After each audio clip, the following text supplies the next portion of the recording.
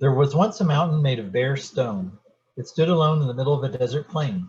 No plant grew on its hard slopes, nor could any animal, bird, or insect live there. The sun warmed the mountain, and the wind chilled it, but the only touch the mountain knew was the touch of rain or snow. There was nothing more to feel.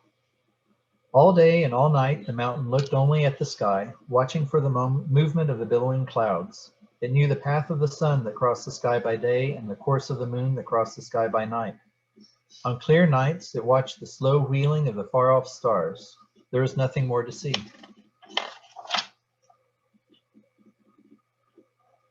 But then one day, a small bird appeared. She flew in a circle above the mountain, then landed on a ledge to rest and preen her feathers. The mountain felt the dry grasp of her tiny claws on the ledge. It felt the softness of her feathered body as she sheltered herself against its side. The mountain was amazed, for nothing like this had ever come to it from the sky before. "Who are you?" the mountain asked. "What is your name?" "I am a bird," replied the other. "My name is Joy, and I come from distant lands where everything is green. Every spring I fly high into the air looking for the best place to build my nest and raise my children. As soon as I have rested, I must continue my search." "I've never seen anything like you before," said the mountain. "Must you go on? Couldn't you just stay here?" Joy shook her head. "Birds are living things," she explained. "We must have food and water. Nothing grows here for me to eat. There are no streams from which I could drink." "If you cannot stay here, will you come back again someday?" asked the mountain. Joy thought for a while. "I fly long distances," she said, "and I have rested on many mountains. No other mountain has ever cared whether I came or went, and I should like to return to you, but I could only do so in the spring before I build my nest. And because you are so far from food and water, I could only stay a few hours." "I've never seen anything like you before," repeated the mountain. "Even if it were only for a few hours, it would make me happy to see you again." "There's one more thing you should know," said Joy. "Mountains last forever, but birds do not. Even if I were to visit you every spring of my life, there might be only a few visits. Birds do not live very many years." "It'll be very sad when your visit stops," said the mountain, "but it would be even sadder if you fly away now and never return." Joy sat very still, nestled against the side of the mountain. Then she began to sing a gentle, bell-like song, the first music the mountain had ever heard. When she had finished her song, she said, "Because no mountain has ever before cared whether I came or went, I will make you a promise. Every spring of my life, I will return to greet you and fly above you and sing to you. And since my life will not last forever, I will give to one of my daughters my own name, Joy, and tell her how to find you. And she will name a daughter Joy also, and tell her how to find you. Each Joy will have a daughter Joy, so that no matter how many years pass, you will always have a friend to greet you and fly above you and sing to you." It was both happy and sad. "I still wish you could stay," it said, "but I am glad you will return." "Now I must go," said Joy, "for it is a long way to the land of food and water for me. Goodbye until next year." She soared off, her wings like feathered fans against the sun. The mountain watched her until she disappeared into the distance.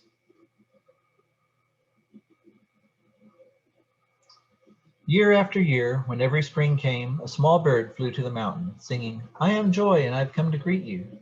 And for a few hours, the bird would fly above the mountain or nestle against its side, singing. At the end of each visit, the mountain always asked, "Isn't there some way you could stay?" And Joy always answered, "No, but I will return next year." Each year, the mountain looked forward more and more to Joy's visit. Each year, it grew harder and harder to watch her go. 99 springs came and went in this way. On the 100th spring, when it was time for Joy to leave, the mountain asked once more, "Isn't there some way you could stay?" Joy answered as she always did, "No, but I will return next year." The mountain watched as she disappeared into the sky, and suddenly its heart broke. The hard stone cracked, and from the deepest part of the mountain, tears gushed forth and rolled down the mountainside in a stream. The next spring, a small bird appeared, singing, "I am Joy, and I have come to greet you." This time the mountain did not reply. It only wept, thinking of how soon she would have to leave, and of all the long months before she would come again. Joy rested on her ledge and looked at the stream of tears. Then she flew above the mountain and sang as she always had. When it was time for her to go, the mountain still wept. "I will return next year," said Joy softly, and she flew away. When the next spring came, Joy returned, carrying in her beak a small seed.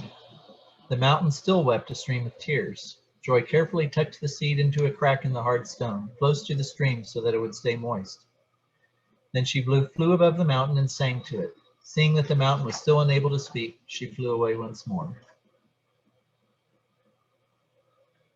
During the weeks that followed, the seed in the crack of the rock began to send down tiny roots. The roots reached into the hard stone, little by little, spreading into yet smaller cracks, breaking through the hardness. As the roots found water in the cracks and drew food from the softening stone, a shoot rose from the seed into the sunlight and unfolded tiny green leaves. The mountain, however, was still deep in sorrow, blind with tears. It did not notice a plant so small. The next spring, Joy brought another seed, and the spring after that, another. She placed each one in a protected place near the stream of tears and sang to the mountain. The mountain still only wept. Years passed in this way, the roots of new plants softening the stone near the stream of tears. As softened stone turned to soil, moss began to grow in sheltered corners. Grasses and little flowering plants sprouted in hollows near the stream. Tiny insects carried to the mountain by the wind scurried among the leaves. Meanwhile, the roots of the very first seed went deeper and deeper into the heart of the mountain. Above the ground, what had started as a tiny shoot was growing into the trunk of a young tree, its branches holding green leaves out to the sun. At last, the mountain felt the roots reaching down like gentle fingers, filling and healing the cracks in its heart. Sorrow faded, and the mountain began to notice the changes that had been taking place. So varied and wondrous were all these things, the mountain's tears changed to tears of happiness. Each year, Joy returned, bringing another seed. Each year, more streams ran laughing down the mountainside, and the ground watered by the new streams grew green with trees and other plants. Now that the mountain no longer wept with sorrow, it began to ask once more, "Isn't there some way you could stay?" But Joy still answered, "No, but I will return next year." More years passed, and the streams carried life far out into the plain surrounding the mountain, until finally, as far as the mountain could see, everything was green. From lands beyond the horizon, small animals began to come to the mountain.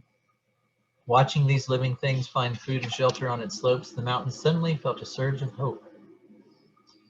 Opening its deepest heart to the roots of the trees, it offered them all its strength. The trees stretched their branches yet higher toward the sky, and hope ran like a song from the heart of the mountain into every tree. And sure enough, when the next spring came, Joy flew to the mountain carrying not a seed, but a slender twig.